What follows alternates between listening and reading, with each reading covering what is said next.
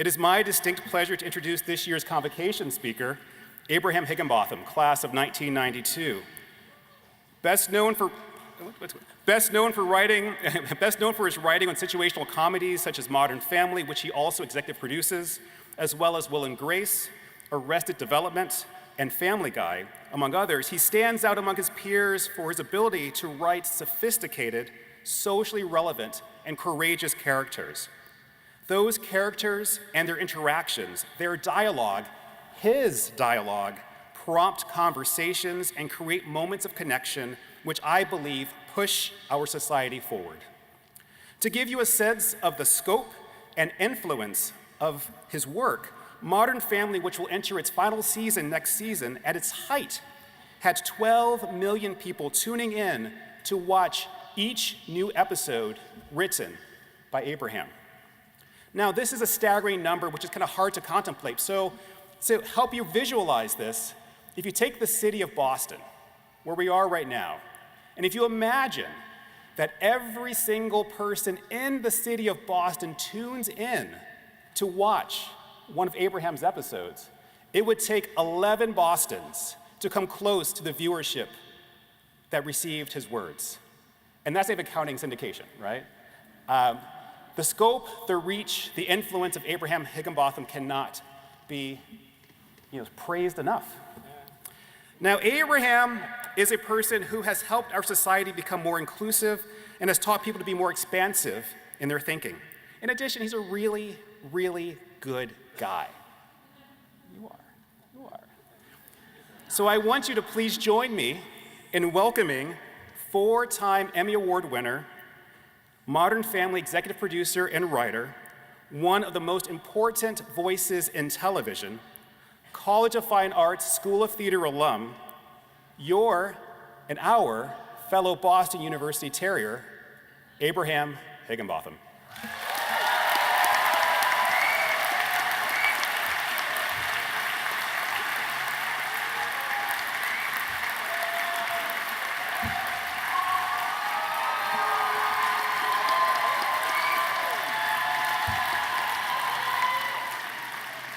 That's so much better than the applause when he first said my name.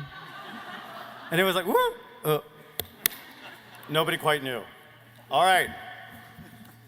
Gina Davis, Uzo Aduba, Alfred Woodard, Jason Alexander, Olympia Dukakis, Faye Dunaway, Michael Chiklis. These are just some of the famous BU grads who were apparently unavailable to you today. So you get me, a television comedy writer, you must have really disappointed someone. A huge thank you to Dean Young and the CFA faculty for making the questionable decision to put a microphone in front of my mouth. Thank you to the parents and guardians in the audience for paying shocking amounts of money to unleash more artists on the world.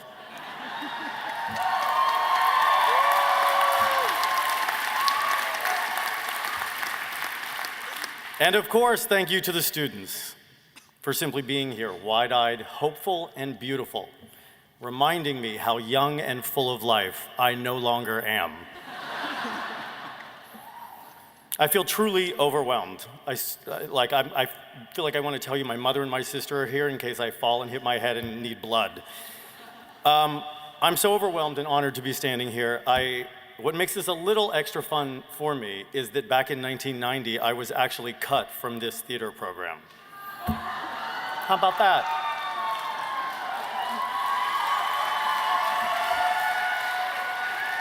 I think it was the ears. They just were like, never.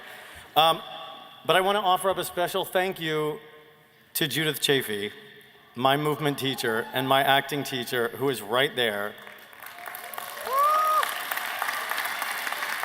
She was instrumental and emotional and lovely about getting me back into this program and making sure that I finish, and I asked her to be here today so that I could do this after 30 years.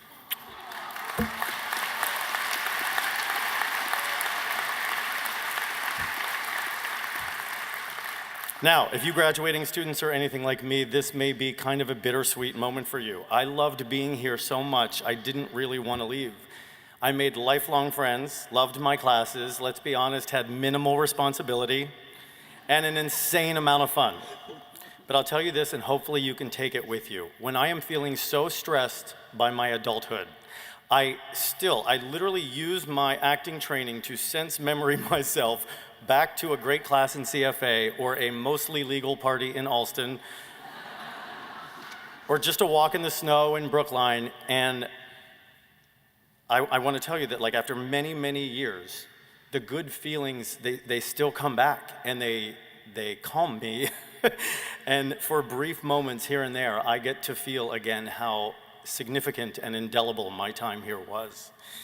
And what you graduates have done is very special, not just because you've achieved what I know to be a great education from a highly regarded art school, but because you have shown yourselves to be people who care about what you create and how you create it. You've shown talent and determination and commitment and passion, and most importantly, you now know all of that is in you. So in leaner times, when you are feeling challenged beyond what you think you can handle, you can remind yourselves of this mountain that you climbed all the way to the top, and you'll know that you can climb another one and another one after that. But enough about you guys. When Dean Young asked me to speak today, I almost instantly said yes. After all, I was an acting major. I don't hate when people give me all of their attention. However, right after saying yes, I was consumed with many fears, all of which I'm going to share with you today. My first fear was a simple one. What if I suck? I have 3 children under the age of 5. Even non-parents know people with 3 children under the age of 5 don't get a lot of time to just write convocation addresses. So if this is a terrible, terrible speech, please know that I'm going to blame my children, and I want you to feel comfortable blaming them too. You lost the time as well. Although I am comforted by the realization that I have zero recollection of who gave this speech at my graduation. So if this goes south, with any luck, you'll forget me within the next 30 years. My second fear was, what could I possibly have to offer these people? Like most comedy writers, and many of you artists out there, I alternate between 2 opinions of myself. 1, I care deeply about what I create, and I am very good at it. 2, I am an extremely lucky fraud who somehow keeps tricking people into hiring him. No middle ground. So after days of thinking I had either everything to offer you or nothing at all, I was reading A Single Man by Christopher Isherwood, and I came upon a passage that helped me understand my responsibility here today. I'm going to read it to you, and not just because it's a piece of this thing I don't have to write. Please forgive how gloomy it sounds at first. The protagonist, George, has recently lost his male life partner, and this being the 1960s, he can't really tell anybody about it, and he's understandably bummed. So when we find George, a college professor, he's walking through campus observing his students. Here in their midst, George feels a sort of vertigo. Oh God, what will become of them all? What chance have they? Ought I to yell out to them right now, here, that it's hopeless? See, gloomy. But George knows he cannot do that, because absurdly, inadequately, in spite of himself almost, he is a representative of the hope, and the hope is not false. I want to get back to George in a minute, and yes, I feel a little gross comparing myself to anyone as a representative of hope. But I'm here, I think, because I've had the very good fortune to find success as an artist, something I would imagine you all want to do. And to be clear, I would define success in this way. I am mostly creatively fulfilled, doing something I usually love to do, that affords me life's necessities and some time with the people that I love. And in fairness, top shelf liquor, a swimming pool, and any sunglasses and sneakers I really want to buy. Now, standing here as a representative of hope, I wish I could share with you my formula for success. Follow these simple steps, and you will achieve your dreams as an artist. Unfortunately, all I can tell you is how it happened for me. First, I was born in America, to parents who were able to feed me. I grew up in a house that valued education and good comedy, within a small town that didn't really buy what I was selling. I was a small gay kid who was bullied almost daily, and unsurprisingly found myself drawn to the arts. I was supported in every way by my family, while I took many years to realize I was just an okay actor who should probably try something else, like writing. Fortunately, the pain of that bullying, mixed with a general feeling that I was other, morphed into a very specific sense of humor that I was able to put on paper in the form of a story. And then the right people read what I'd written, took a chance on me, and I subsequently worked my ass off to continue to impress them over and over again. And here I am 16 years later, still having to work harder and harder and learn more and more and impress those same people again and again. And some of them are not very smart. So as you probably guessed, you're gonna have to find your own way. But please find your way. Please make art. Even if it's not how you make your living, continue to make art. Do it because presumably it's what you love to do, and when you do what you love, you occasionally brush up against happiness. Also, do it because the world needs it. It's obvious, but worth repeating.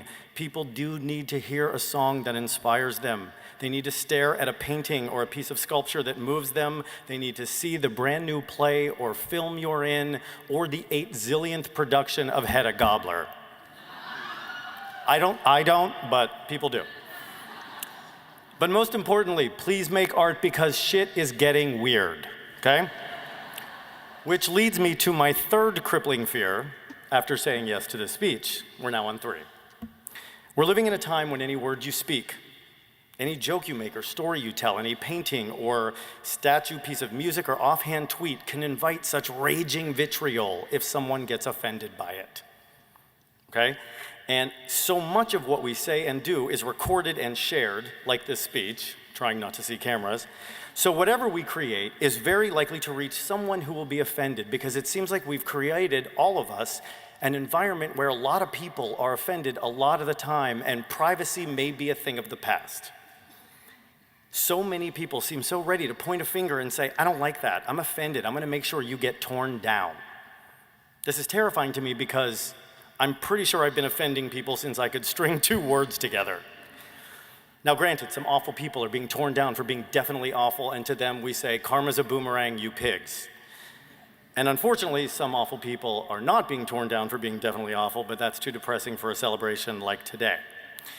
Anyway, it feels like now that there's an infinite amount of information at our fingertips 24 hours a day, we're all a little on edge, right? And a lot of the time, we absolutely should be. But I'm a little concerned, getting back to today, about the effect this sort of attack and destroy climate is having on the creative community. And I'm gonna share a story from the Modern Family Writers Room, and probably get in trouble in LA, to illustrate what I'm talking about. We wrote a Halloween episode last year, and a line was pitched for Cam, our dramatic, hypersensitive political centrist, part urban gay, part farm boy football coach. Cam was looking out the window at trick-or-treaters, and a writer offered that Cam might say, wow, 2 white Black Panthers, that's progress. Then nervously, right? A debate between the writers quickly ensued as to whether this was progress or cultural appropriation. We kept trying to adjust the dialogue to make Cam's point of view clear. Which one was it? He felt like he should know. It basically boiled down to half the room saying, a mostly white writer's room should not be writing this joke. And the other half, but the joke asks an important question. Who cares who wrote it? And yes, a mostly white writer's room is not okay, but that's a subject for another day because I don't do the hiring. I wish I could. But it's something of a quagmire because these nuanced considerations, as well-meaning as they are, they quickly turn on themselves. For example, so if the intent is to do some good and expose a character as unconsciously racist, should a white person write a joke about race? Or should any and all race issues be left to non-white writers? At which point, are non-white writers allowed to write for white people? Should men not write for women or women for men? Can I then not write for straight characters? Oh, and can we cast gay people to play straight and straight people to play gay? Are we gonna get in trouble? It becomes this kind of madness in a discussion. And I'm telling you this because after much consideration and a very heated debate, the joke was just killed. A valid question was not asked. Two white kids wanting to emulate an African hero in 2018. Is that progress or appropriation or different things to different people? I'll show my hand now and maybe get in trouble when I say I love these white kids as Black Panther kinds of jokes. I firmly believe they're one of the things that separates an irrelevant hacky comedy from a relevant lasting one. As a reminder, I'm gay. Although I should say I'm gay in the way an ex-president is always a president. You still have to call me gay, even though with 3 toddlers in a 16-year relationship, I no longer partake in the responsibilities or benefits of, say, an active gay person. My point is, give it a minute, you know what I mean?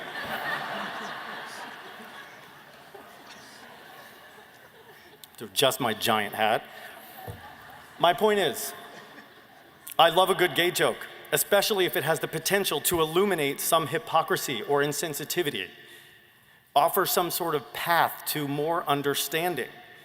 But it's starting to feel like there's a socio-political landmine everywhere you turn, and we artists are starting to censor ourselves before anyone even hears the thing that might make them want to censor us. Believe me, writing this section of my speech was a nightmare for all of these reasons. And I don't think I'm wrong. Although I could always be wrong, by the way, so please keep that in mind for this whole speech. Artists traditionally like to make things that provoke emotional responses, like Harvey said, elicit complicated thought, force difficult conversations. That's what we do. And creativity thrives in abandon, in recklessness even, in pushing to extremes to expose a truth that probably lies somewhere in the middle. It's not easy to create something affecting in a world where you're constantly asking yourself, am I saying the wrong thing? Am I hurting someone's feelings? Am I being bad? One of my acting teachers here, Jim Sproul, pulled me aside one day and said, you gotta stop being so good and trying to get all the answers right. Be bad, be stupid, skip all your classes, go day drink tomorrow. I don't wanna see you here. Which was great advice that I'm going to pass on to you. I mean, day drinking isn't a terrific idea as a habit, certainly. But big picture, you have to be allowed to be bad and wrong, to push boundaries and inspire controversy, to discover who you are as an artist, and to feel out what progress the world is ready for. Of course, we have to be sensitive to other people's pain and suffering, current and historical. Of course we do. And you students, your generation, God love you, seem extra sensitive to these kinds of things, which is why I bring it up.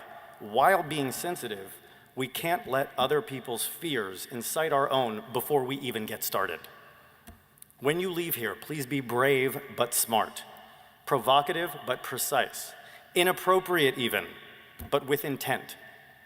And maybe get off social media, which is just pictures of food, political fights with relatives, and all of us blindly handing over our personal information to nefarious people around the world. My 4th fear, we're back there, was that one of my veneers would break off and I'd have a gross shaved down yellow tooth for all the photos. My 5th fear was that my kids would get sick, get me sick, and I'd be standing here trying not to cough.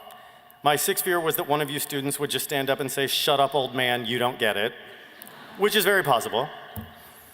My 7th fear was that I'd insult my former voice and speech teachers by failing to get through this without, oh my God, I'm gonna beat you up. Who is that? I'm kidding, obviously. Who am I gonna beat up?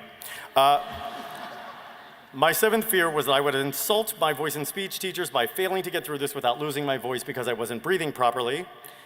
My 8th was just my basic fear of travel. My 9th fear was my general fear of crowds. And my 10th fear was that I'd be up here talking and it would all just be a wash of words that left you with nothing.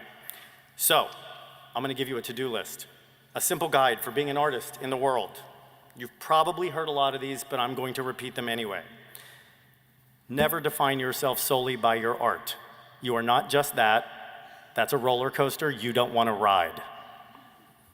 If you're not being creative for a time, just remind yourself of everything else you are: someone's child, parent, sibling, friend, a person who enjoys sports or crosswords or going outside. Go do one of the other things that makes you happy and leave your art behind for a little bit. Be flexible. I did not set out to be a writer. I wanted to be a movie star. Clearly, that path did not open for me. Pay attention to the path you're on. If there's too much resistance, jump to another path. there's no problem with that. Pick a hero, someone who inspires you. For me, it's Spanish tennis star Rafael Nadal. Keeps getting hurt, keeps getting up and winning, not terrible legs. That was the rule of 3 in comedy that I usually hate, but I just employed like a hack. Seek out art that moves you. This is obvious, right? Download music, go see theater, TV shows, blah, blah, blah. Have wine with other artists. Talk about what you like and what you don't like. But maybe don't go online and tell the people who made stuff that you don't like the stuff they made. Just keep it at the table.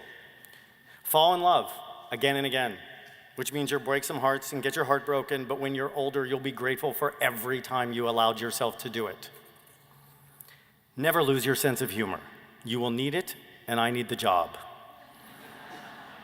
Laugh at yourself, and if you take yourself too seriously, like look at a picture of yourself as a toddler. I have 3, like being stupid and ridiculous and fun, and go do something stupid and ridiculous and fun.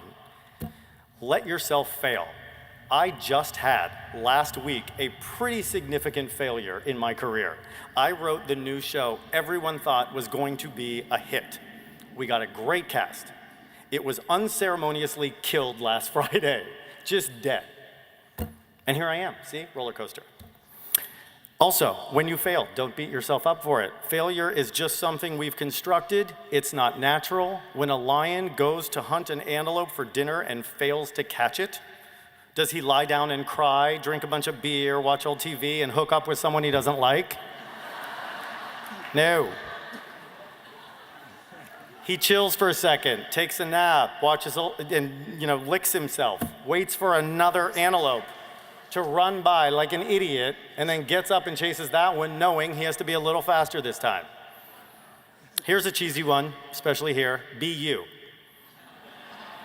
How about that? Tell your story. Your real story, not the one you share on dates to make people think you're the most fascinating person in the world. Let yourself be seen. Finally, if someone asks you to do something that scares you 10 different ways, like giving a convocation address at your college alma mater, say yes. Do the thing that scares you. Unless that thing is hard drugs, do not do hard drugs. Weed is fine.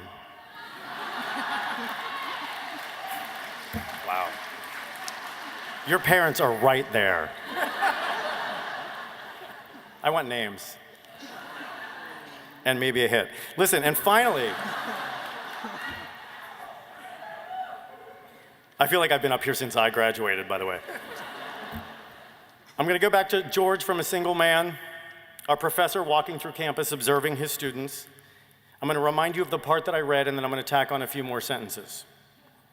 Here in their midst, George feels a sort of vertigo. Oh God, what will become of them all?